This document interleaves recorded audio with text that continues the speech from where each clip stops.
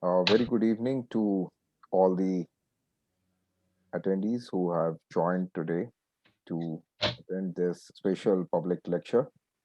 It's going to be delivered by Professor Andrea Ghez, a Nobel Laureate in Physics and also a Professor of Physics and Astronomy at University of California, Los Angeles. And this special public lecture is being jointly organized by the National Academy of Sciences, India Delhi chapter, and the Science Foundation and Ministry of Education in Institution Innovation Council, situated at the Upadhyaya College, University of Delhi, under the aegis of the DBT Star College program. So, before inviting Professor Andrea to deliver her talk, I would first like to uh, ask Professor Anurag Sharma, who's the chairperson of the NASI Delhi chapter, to say a few words, followed by Professor Ajoy Khatak, who's the president of the National Academy of Sciences, India. Over to you, sir. Okay, good evening and good morning. Welcome, Professor Andrea Ghez, and it's really a pleasure to welcome you to this lecture, which is on a topic which is very intriguing but immensely popular on black holes. So we are all looking forward to this very interesting lecture. NASI Delhi chapter is jointly organizing this with the Deen Dayal Upadhyaya College of the University. And NASI is the National Academy of Sciences in India. It is the oldest academy, and Professor Ghatak is the current president of that. And so I think he will better talk about that. But I will just say that we have various chapters in the country, and Delhi chapter is one of the most active chapters because Professor Ghatak was the chairman of that chapter till last year. I have just taken over from him. So I'm trying to fit into big shoes. Let's see how I do. The chapter is involved in promotion of science like other academies around the world. And we organize lectures, training schools for children from schools, for colleges, and even for teachers. And there are workshops. We also support small projects, student projects from various colleges with modest amount of funds, and they are quite popular, and quite a few projects have been done. And with this COVID around, a lot of webinars, a lot of workshops on online workshops have been organized in the last 1 year, and NASI Delhi chapter has been involved in a very large number of them. Manoj Saxena is, of course, is pioneer, I would say, in that particular activity. He has been a fantastic organizer, and he's been doing it. And this is, I think, is the culmination of the series which we have been having for the last 1.5 months of various Nobel laureates and other eminent scientists across the world. So we really are very pleased to have you with us virtually in this evening and this morning for you, and we are looking forward to this lecture. Welcome. Thank you very much. Yeah. Thank you very much, sir, for your words of wisdom and enlightening all the attendees as well as to Professor Andrea about the various activities the NASI Delhi chapter has been undertaking in last year or so. I now request Professor Ajoy Khatak, the president of the National Academy of Sciences, India, to kindly say a few words about the academy. Thank you, Manoj. Can you hear me? Yes, sir. Thank you, Manoj, for asking me to say a few words. Apart from what Professor Anurag Sharma has mentioned, that one of the responsibilities of the Delhi chapter has been to inspire the younger generation. And today's lecture is one of those where I'm sure many participants will be inspired to hear you, Dr. Andrea Ghez, to hear your lecture, to hear from such an outstanding personality. The academy itself was established in 1930. That was about 17 years before our independence.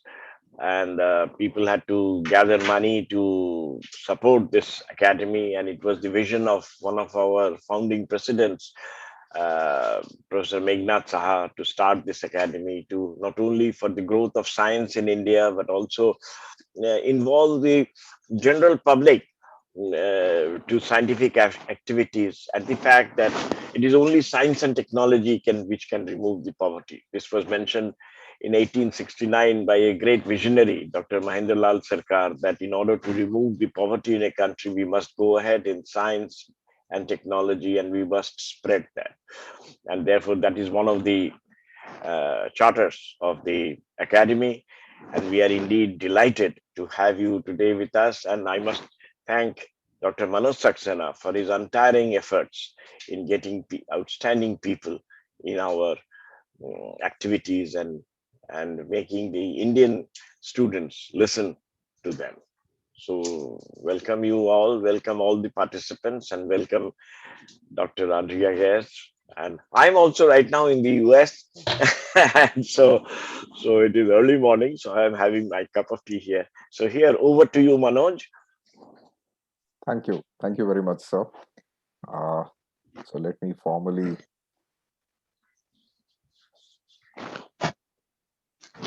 introduce Professor Ghez, who is currently the Laureate Leichtman and Arthur E. Levine Professor of Astrophysics at UCLA and has won the 2020 Nobel Prize in Physics for pioneering research that helped reveal a supermassive black hole lurking at the center of the Milky Way galaxy. She shares half the Nobel Prize with Reinhard of University of California, Berkeley, and the Max Planck Institute for Extra-terrestrial Physics. Together, Ghez and Genzel are being honored for the discovery of a supermassive compact object at the center of our galaxy. At UCLA, where Ghez joined the faculty in 1994, she and her team began mapping stars in a region at the center of our galaxy known as the Sagittarius A, around which all stars in the Milky Way orbit. Ghez and her co-winner Genzel independently developed methods to better see through the obscuring clouds of dust that block Earth's view of the heart of the galaxy. This research demonstrated that the central invisible object, which has a mass equivalent to that of a 4 million suns, is a supermassive black hole. She is a member of the National Academy of Sciences and the American Academy of Arts and Sciences and a MacArthur Fellow. She, who is the fourth woman to win the Nobel Prize in Physics, the first was Marie Curie in 1903, was the first woman to receive the Royal Swedish Academy of Sciences prestigious Crafoord Prize and has received numerous other honors. In 2019, she was awarded an honorary degree by the University of Oxford. With these words, I now invite Sir Andrea to kindly share her screen and deliver her talk. Thank you very much for the introductions, and thank you very much for the opportunity to share this work. It's a particular pleasure to speak with this audience, as I've been involved with a large collaboration that involves both the University of California and India, the 30-meter telescope, which I'll get to at the end of this lecture. So let me begin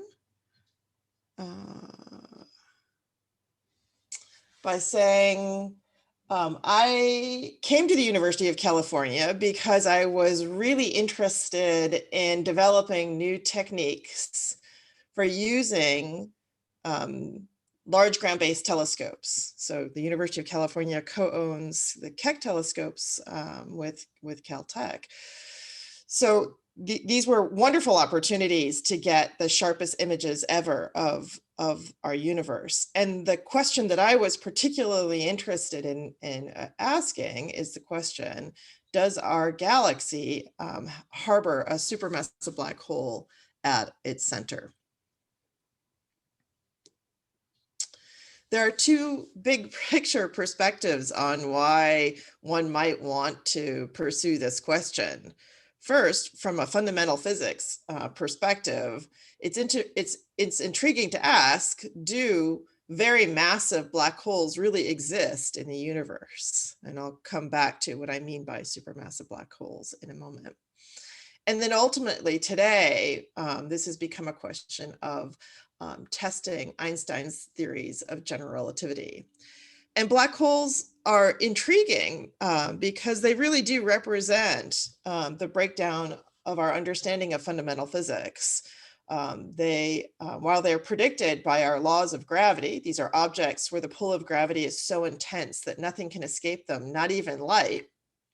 In fact, these are objects where gravity overcomes all other known forces and forces any mass that becomes a black hole to become an infinitesimally small objects. So if we think about density, which is mass divided by volume, the density goes to infinity. And in physics, that's known as a singularity, which in a sense is like a giant red arrow that says your description of physics isn't correct here.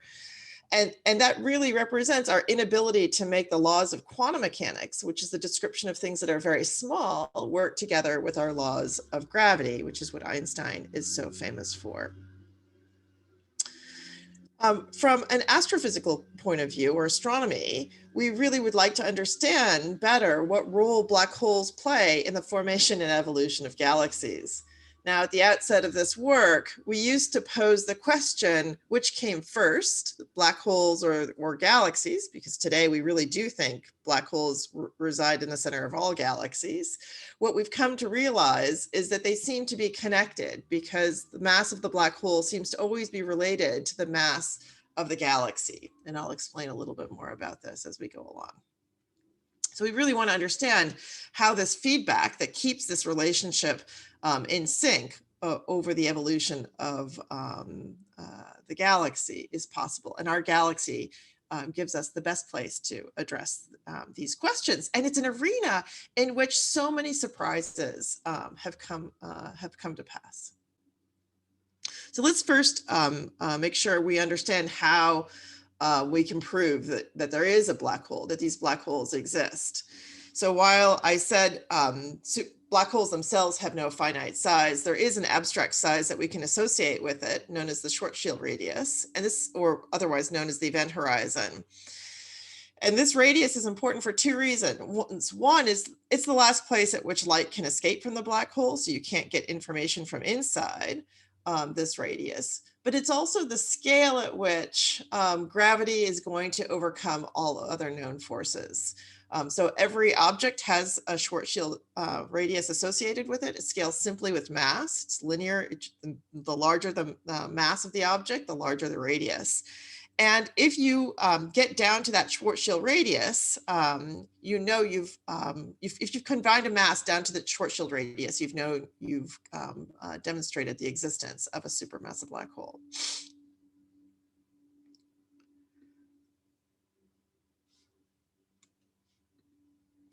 Now, in astronomy, there are two kinds of black holes that we talk about. And they're two wonderful demonstrations of the process of science. So the original case for black holes themselves came from theoretical work that addressed the question of how do really massive stars end their lives. So stars that are more roughly 30 times more massive than the mass of the sun. And it was predicted that these things should become black holes at the end of their lives. And we have wonderful evidence that these things do exist, both through observations of binary stars, and in particular, the more recent observations of gravitational waves that have emerged in the last few years that really beautifully show that these, what one might call stellar mass black holes, these are black holes that are roughly 10 times the mass of the sun. So those were thought of, conceived of theoretically, and demonstrated observationally. The black holes that I'm particularly interested in are what we call the supermassive black holes. And these are 1 million to 1 billion times the mass of the sun. And the story here is quite different. These black holes were, rather than being predicted theoretically, it was observations that suggested their existence. So in this picture, we have a picture at radio wavelengths, so very long word of what your eye detects. And we see that the galaxy emits very large jets of matter out from the center. And we can measure how much energy are in these jets by measuring how fast they move. And that tells you that there has to be something incredibly, some very powerful central engine that drives this activity. Furthermore, the emission that comes out from the center of the galaxy is unlike anything emitted by stars or gas. And so this is what observationally led people to think about or ponder the concept or the possibility that a supermassive black hole might be driving these unusual phenomena. So it starts from an observational perspective, and we're both pursuing this observationally. And of course, theoretically, one has to ask how these things form in the first place. This all was happening about half a century ago. And at that time, it was also pondered whether or not all galaxies harbored supermassive black holes. So in the last picture, we were looking at a small fraction of galaxies called active galactic nuclei, which represent a small fraction of all galaxies. And it's assumed that those black holes are being powered by matter falling onto the black hole, so through the event horizon. That's what. So that's why they are called active galactic nuclei. They're basically accreting a lot of matter from their surroundings.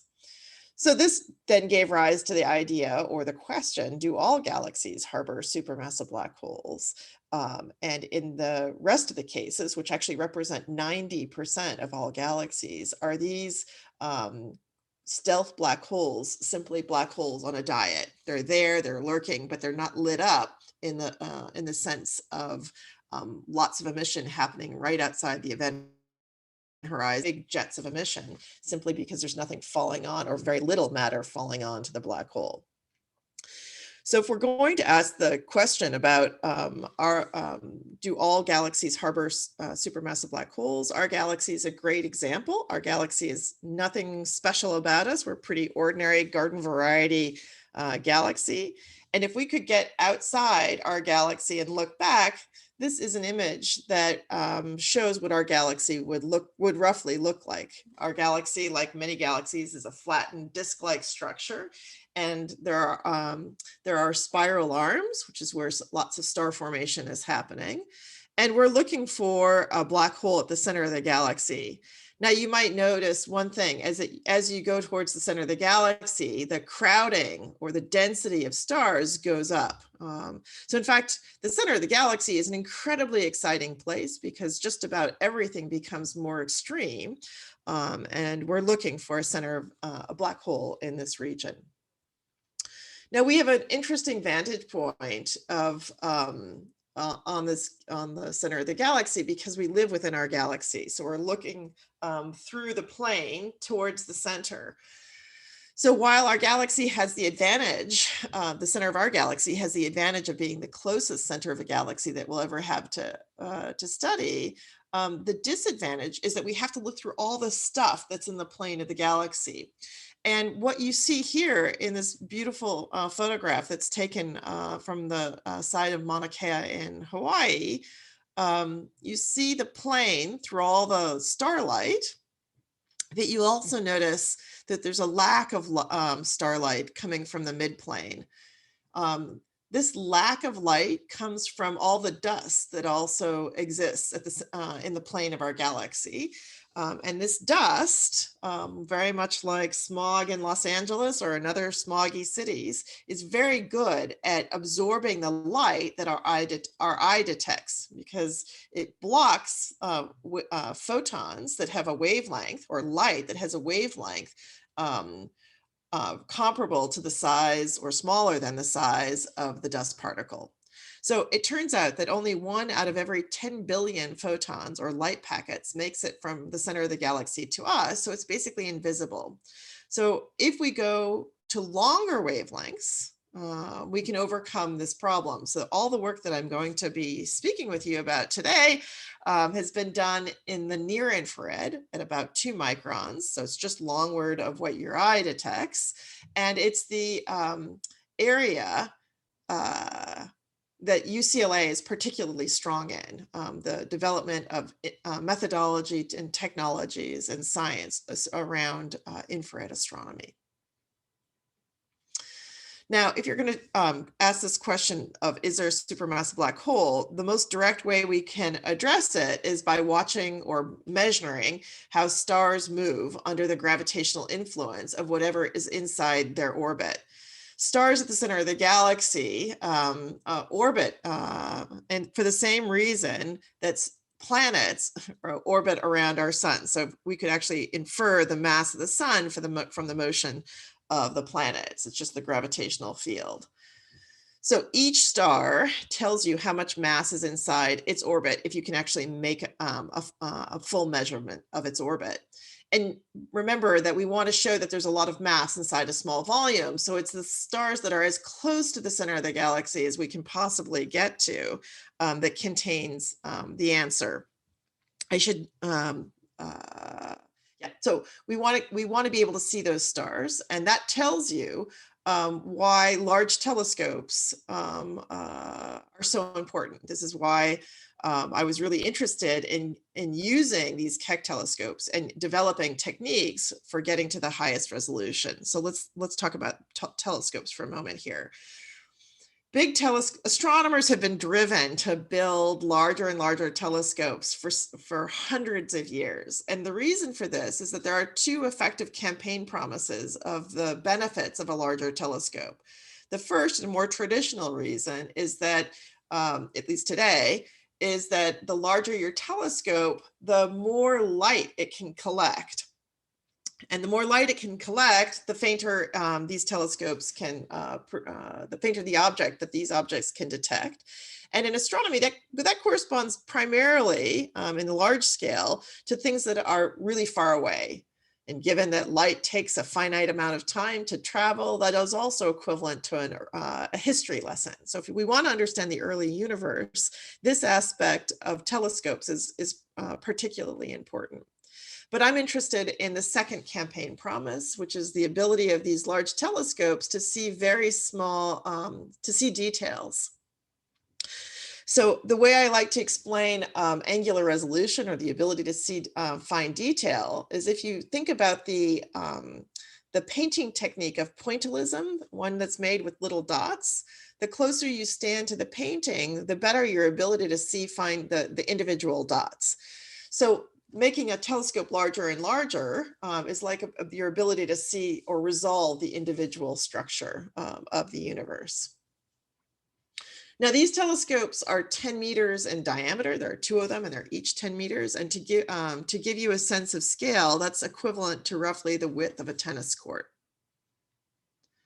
Now, the problem with the second, or the challenge with the second campaign promise, is the Earth's atmosphere. So while it's great for us, it allows us to survive here on Earth, it is a complete headache for astrophysicists in terms of our ability to image the universe.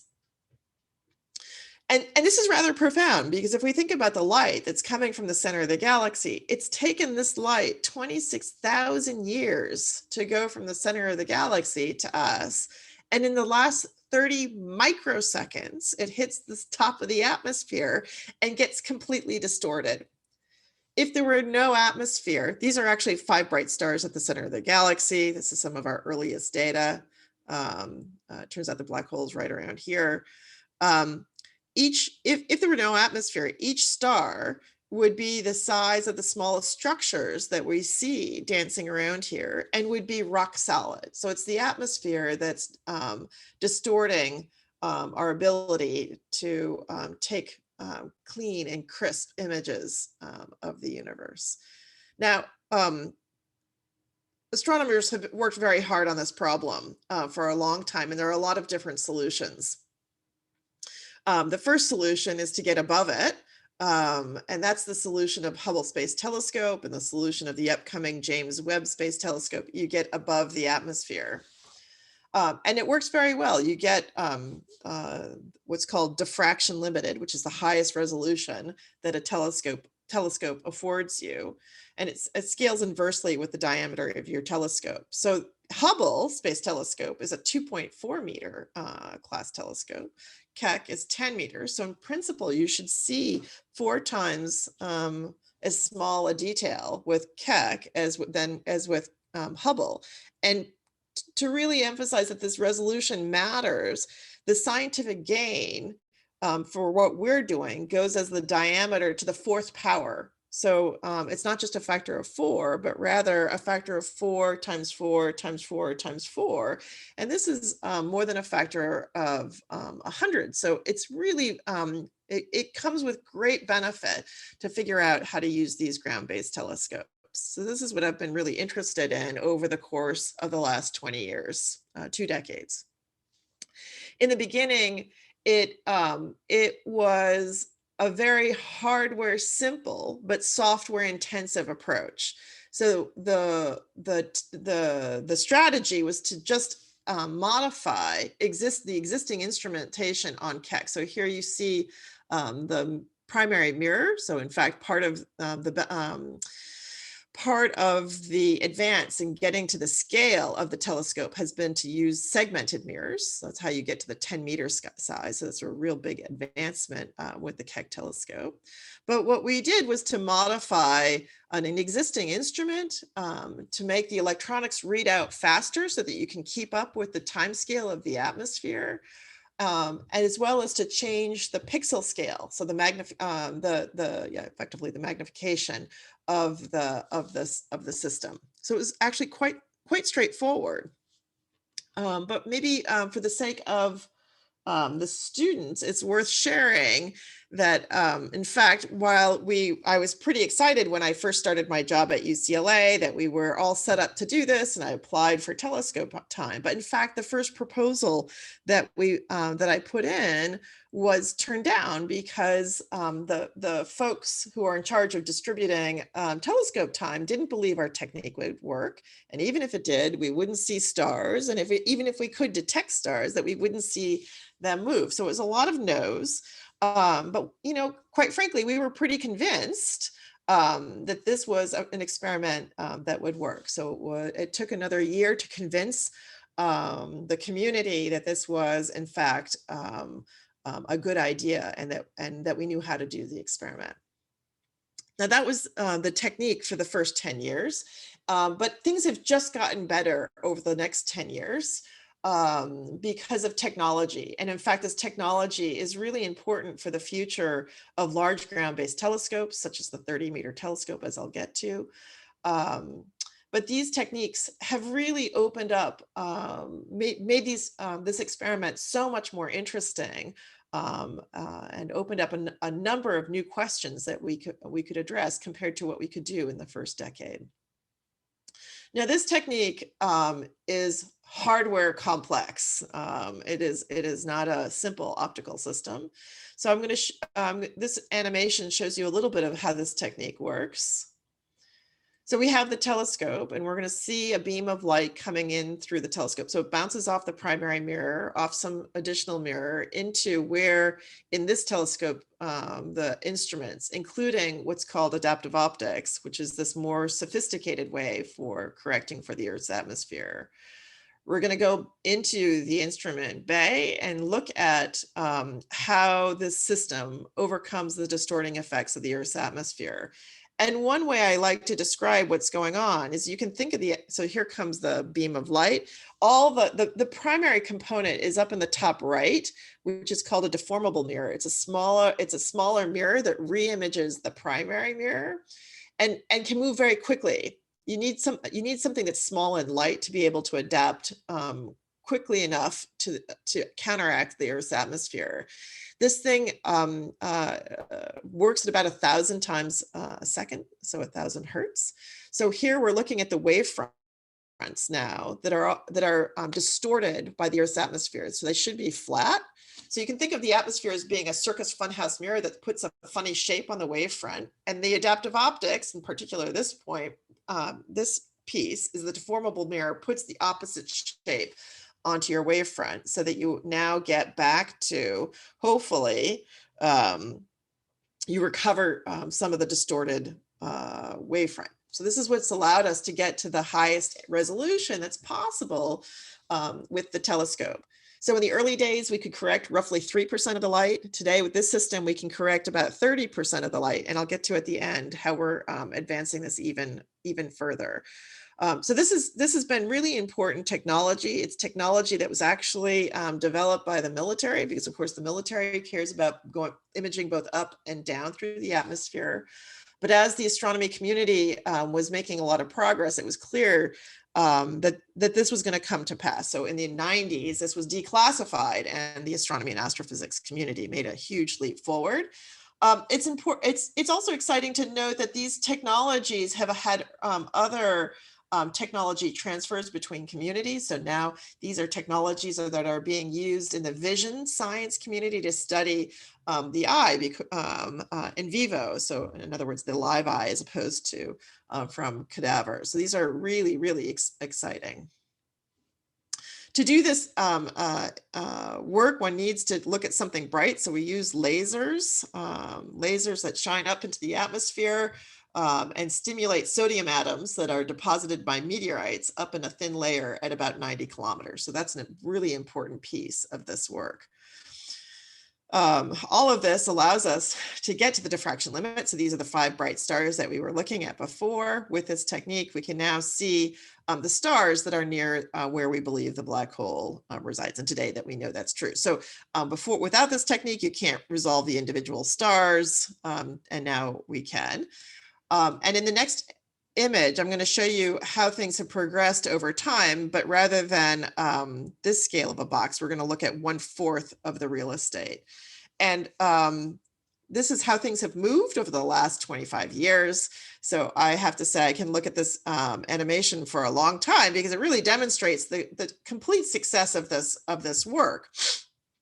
So while our original idea was to just do this for 3 years to see how fast little line segments, just to prove that there were fast moving stars close in, we can actually now see the individual orbits. You can probably find my favorite star in the universe. Its name is SO2. And it's particularly important because it goes around every 16 years. In other words, on the time scale of this experiment, we've been able to see it make a complete revolution. And we've been able to do this both with images as well as spectra. So spectroscopy allows us to get the motion along the line of sight, and it also allows us to figure out what kind of stars these are, rather than thinking of them as point particles, but rather it allows us to figure out what the astrophysical nature of these objects are. This animation actually does show you when things are measured with images, that they're trailed with a dashed line, and then once you can get the spectroscopy, they're measured with us or trailed by a solid line. So there's been a huge amount of evolution in our ability to make these kinds of measurements over the last 25 years. And it's made this, this work or these measurements more and more scientifically powerful. All right, so the original question of, is there a supermassive black hole? At the outset of this work in the early 90s, we knew that there was 4 million times the mass of the sun inside a region that was very large. In fact, it was so large, there was no way to claim the existence of a supermassive black hole. So that was the state of knowledge. And in fact, the existence of some of these bright stars, which are very young, led people to argue that there's no way our galaxy could harbor a supermassive black hole for reasons that I'll come to in a minute. And what this work has done has allowed us to show that there's in fact 4 million times the mass of the sun inside a volume that's a factor of 10 million times smaller. That's a region that corresponds to roughly the size of the solar system, which contains one sun. So if you think about it, we have 4 million times the mass of the sun confined in a region that's the size of the solar system. And that has moved the case for a supermassive black hole from a possibility to a certainty by enhancing the evidence by a factor of 10 million. Now, today, this orbit of SO2 and the other stars as well, we measure thousands of stars, have provided us with the strongest evidence today for the existence of supermassive black hole, not only in our galaxy, but in any other galaxy in the universe. And today, we now are turning our attention to rather than furthering the evidence for a supermassive black hole, but to understand the role it plays in the evolution of our galaxy, as well as to understand how gravity works near a supermassive black hole. Now, one of the things that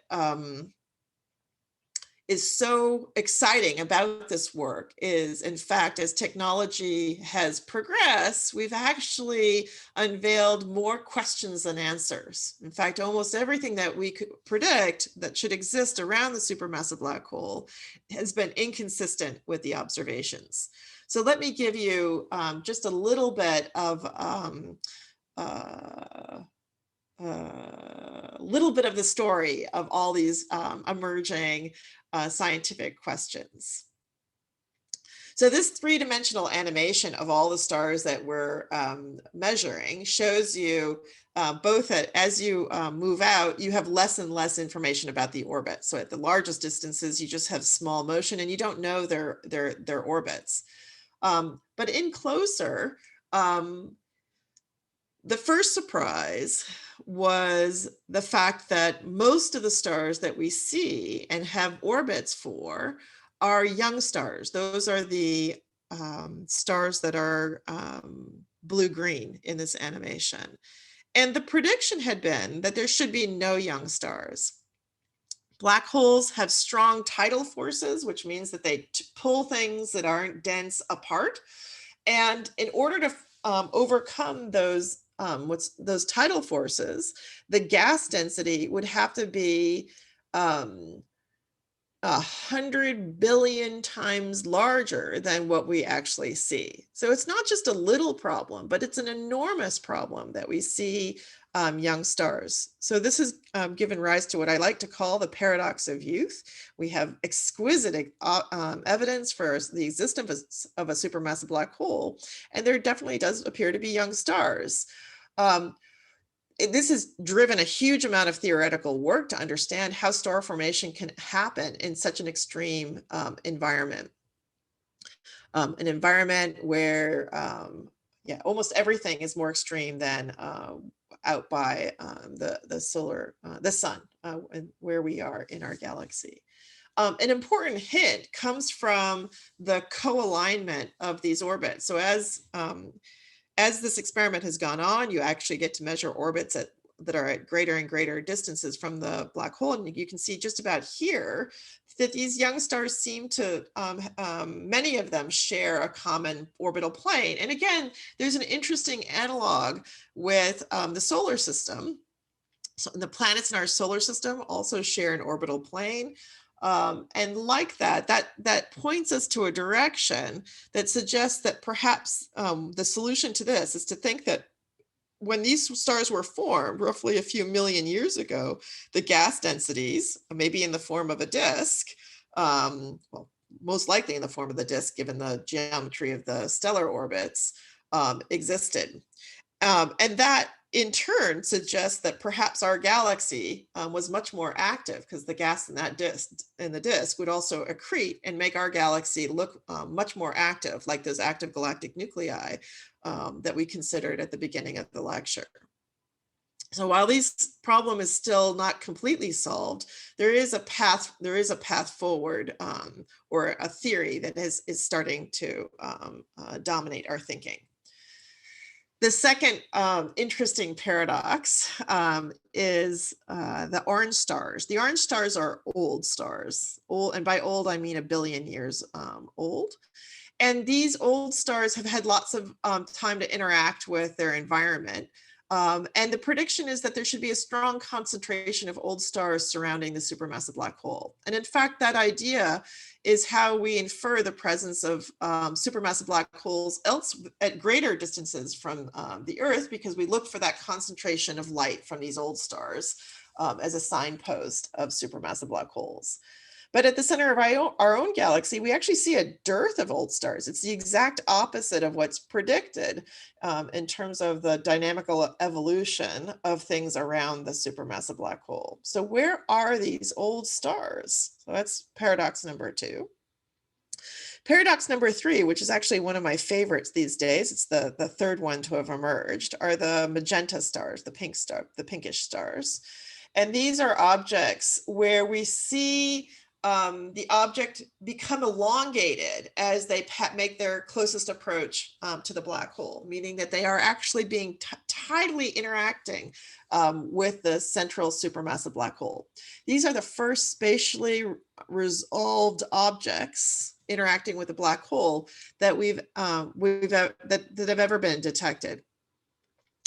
To get that kind of interaction in these kinds of orbits, these objects have to be enormous, given the fact that they've survived. In other words, these things were not predicted to exist at the outset. So it's taken us some time to think about what could cause such interactions. And these interactions are also important because as they pull matter off the outer layer of the object, that matter can fall back onto the black hole and be an important source of feeding for the central black hole.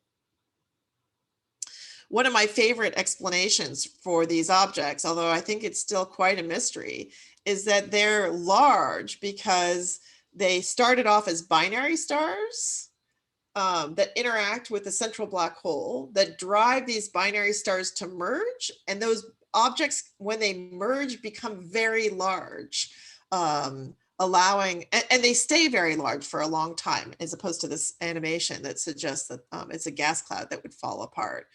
And the reason this is so interesting is that it may provide insight into what's being detected through the gravitational wave detector experiments, where they're seeing mergers of stellar mass black holes that are producing objects that are unexpectedly large and happening more frequently. So maybe this interaction with central black holes are an important piece of the story, not only for understanding the center of our own galaxy, but for understanding the center of other galaxies and this gravitational wave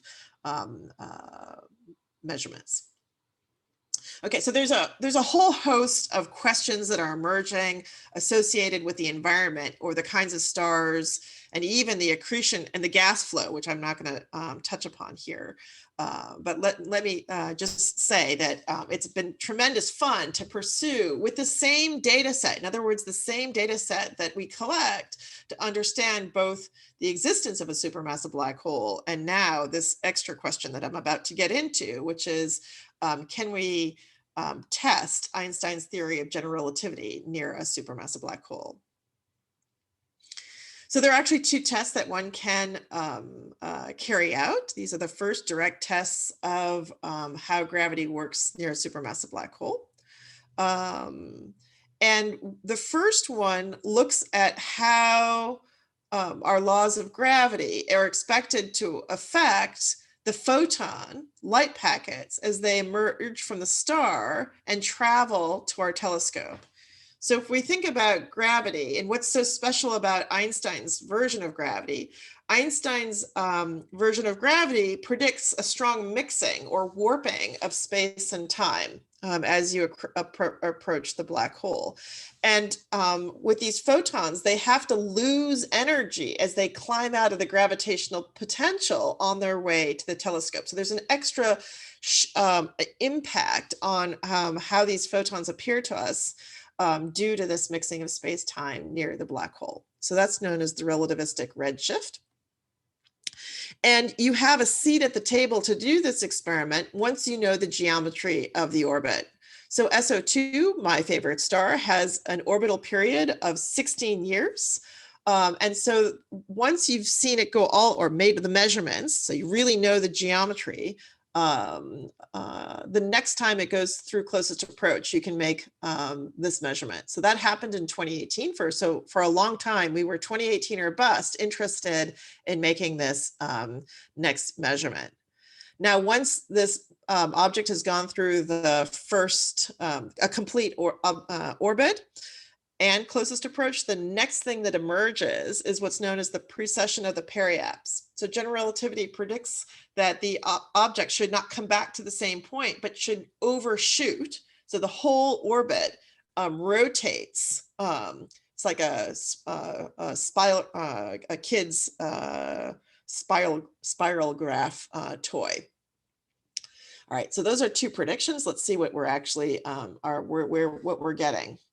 So on the left here, we have this prediction. So along the line of sight, which is what you measure spectroscopically, you have huge variations just from the shape of the orbit. And then on top of it, every time it goes through closest approach, you expect this little extra bit, which is what we're after. We're after this little extra bit.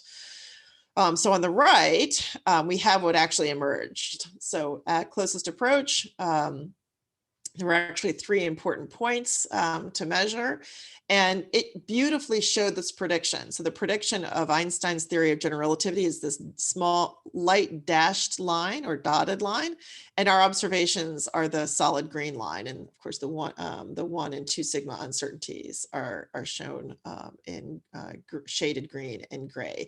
And it's a beautiful confirmation of Einstein's ideas of gravity.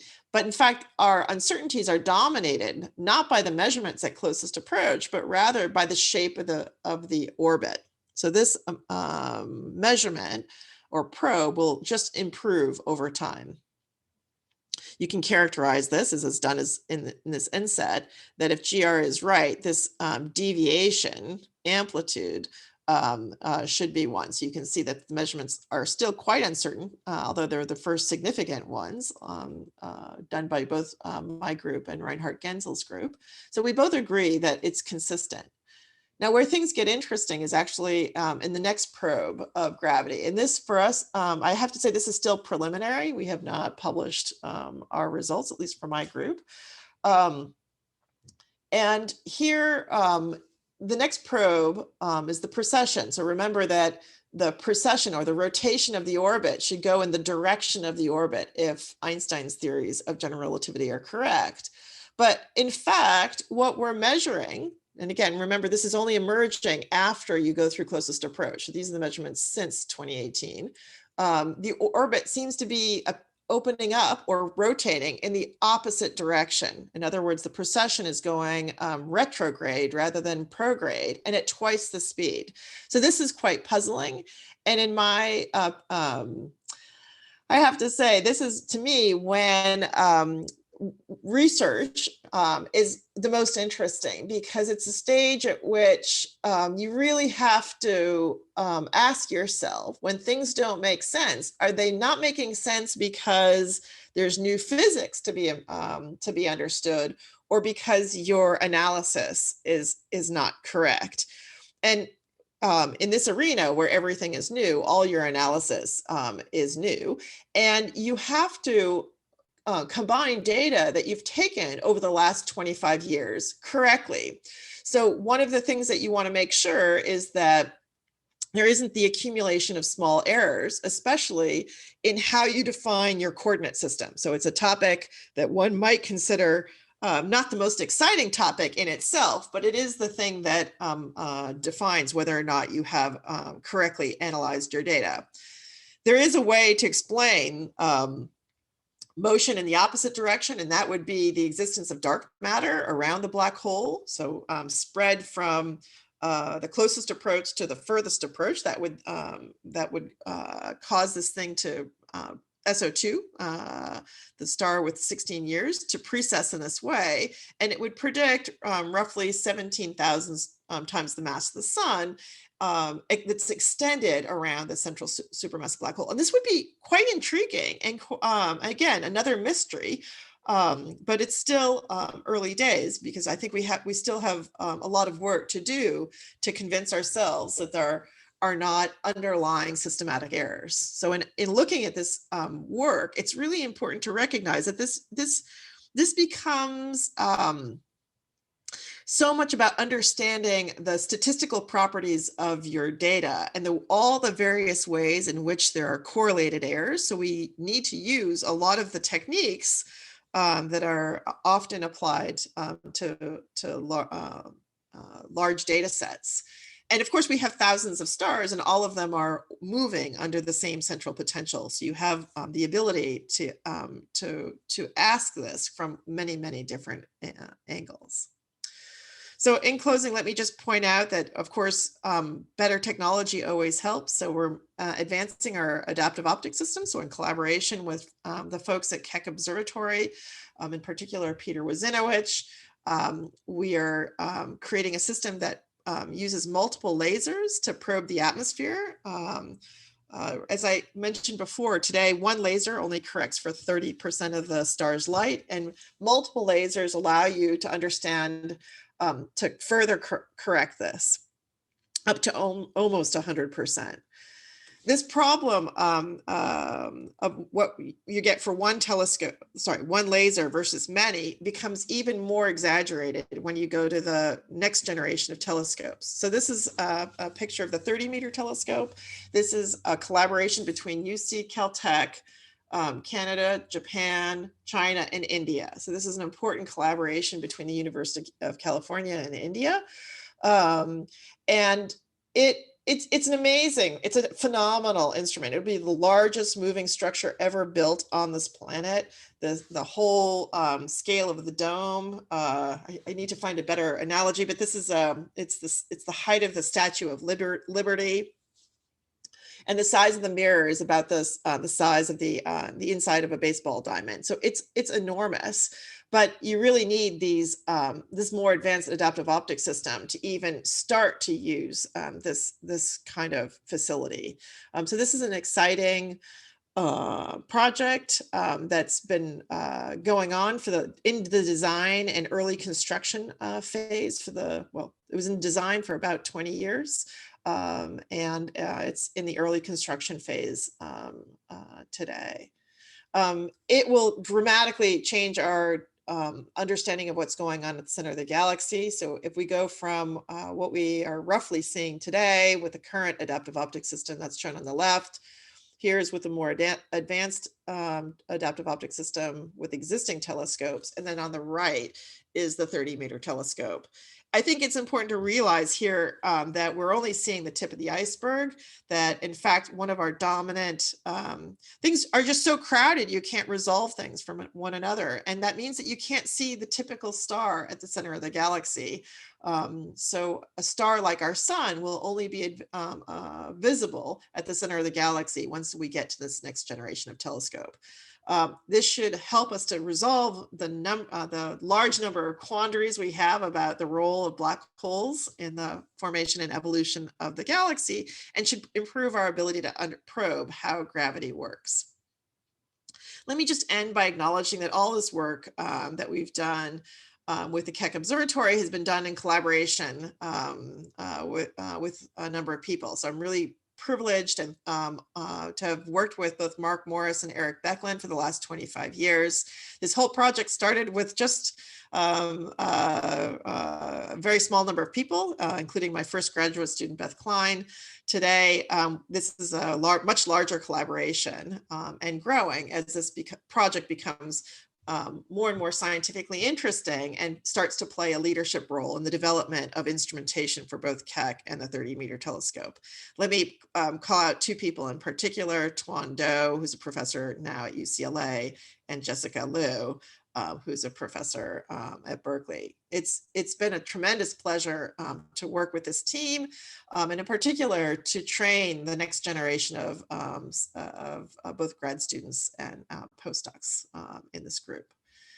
So let me end by saying, if nothing else, I hope I've convinced you that we have some extremely good evidence for the existence of a supermassive black hole, moving it from a possibility to a certainty, and that we've opened up more questions than answers, thanks to the advent of new technologies. Thanks for your attention.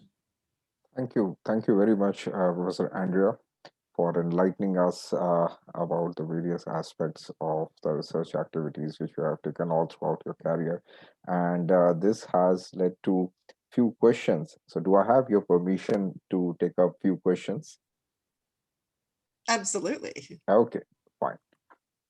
I'll I'll take up the first one.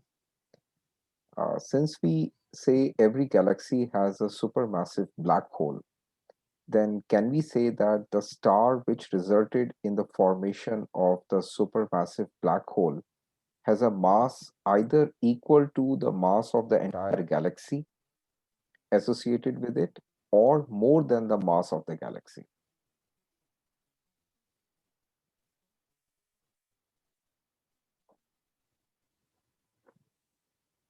Yeah, was the question clear to you?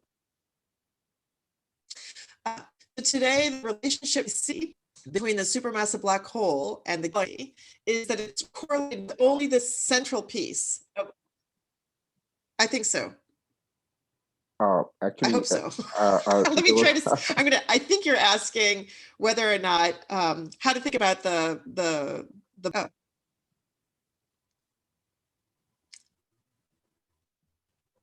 Yeah, I think there was a small internet connection because of which we were not able to hear your answer. Can you just come again if it is possible? Sure. I mean, one thing that's maybe helpful to say is that the mass of the supermassive black hole should be connected to the mass. It's 0.1% of the mass of the bulge of the galaxy. So the bulge already is just a small component of the galaxy, and then the black hole is only 0.1% of the mass of the bulge. So the black hole, or the original thing that became the black hole, is actually small in mass compared to the mass of the galaxy. Okay. I'll take up the next one. Is there any relation between the supermassive black hole at the center and the shape of the galaxy? No, not that we know of. I mean, in a sense, the central part, the fact that it's not, that the orbits have some structure,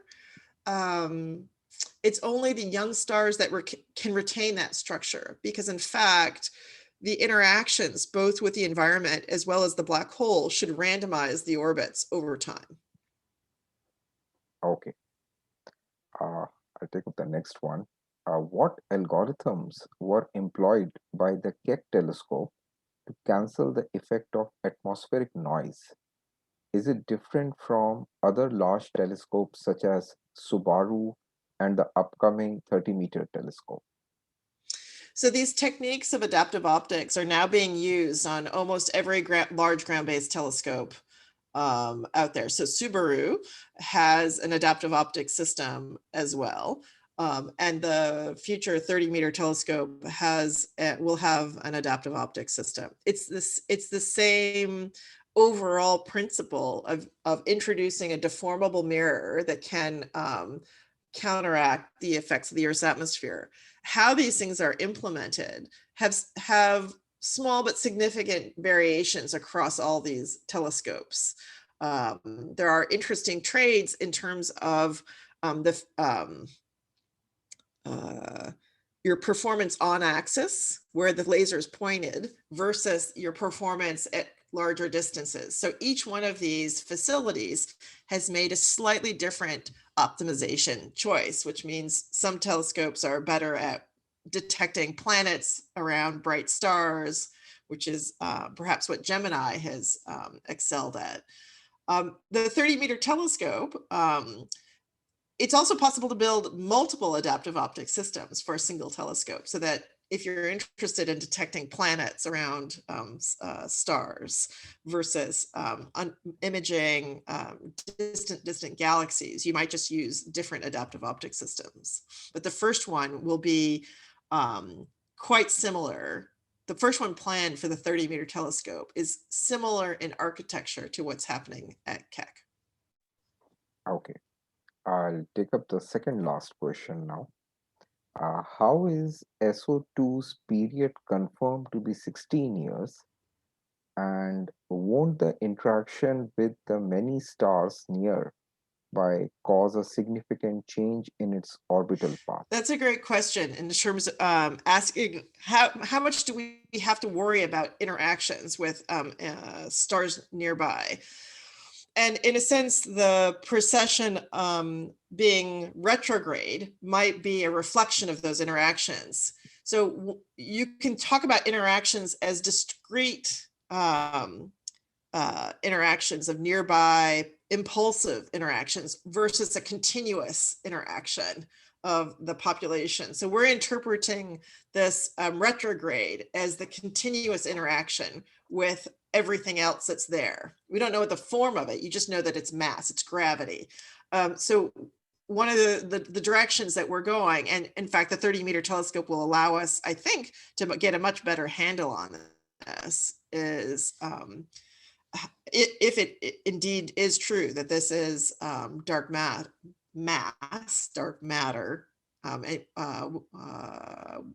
there are many things one could do to try to distinguish the forms of mass that might be contributing to this interaction. Okay, I'll take up the last question now. This is regarding the animation which you showed about the orbits of several stars. So the question is that we see that closer to the black hole, they have chaotic orbital planes, whereas farther out we go, the orbit seems to settle for a uniform plane, except one highly inclined orbit. Why is this so? So so it turns out that the plane is not as well defined as that animation suggests. So about 20% of the young stars are in that plane, and the rest are highly inclined. And in fact, that's one of the things that's still quite difficult to explain in terms of our ideas that a pre-existing accretion disk might have formed these young stars, because how do you get 80% out of the plane? That's a lot. You could scatter a few. So to answer your question, if it was just one or two, you'd say it's scattering events. It's actually connected to the last question that we were just talking about, which is nearby interactions can impulsively throw you off. So it's a good question. And part of what we're still pursuing. There's a tremendous amount of work that remains to be done. Oh, okay. Okay. So thank you very much, Professor Andrea. And now I request Professor Ajoy Khatak to say a few words. And then finally, I'll request Professor Anurag Sharma to kindly give a vote of thanks to Professor Andrea.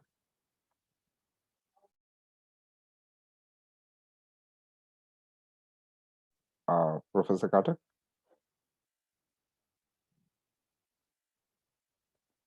Professor Anurag Sharma? Can you hear me? Yeah, I can hear. Yeah. Okay, fine. So. All right. So, okay. So it was a wonderful lecture, and particularly as I said in the beginning, that subject which is immensely popular. But what you have actually done and is to show that there are a lot of questions which are unanswered. So that's a minefield for the students. I mean, they will sort of they'll come and get attracted to this field, and that's a wonderful thing that you've done. This is a whole lot of questions that you have shown. It was a wonderful lecture, and it is exposed to the students for various techniques that you have developed and which are being used.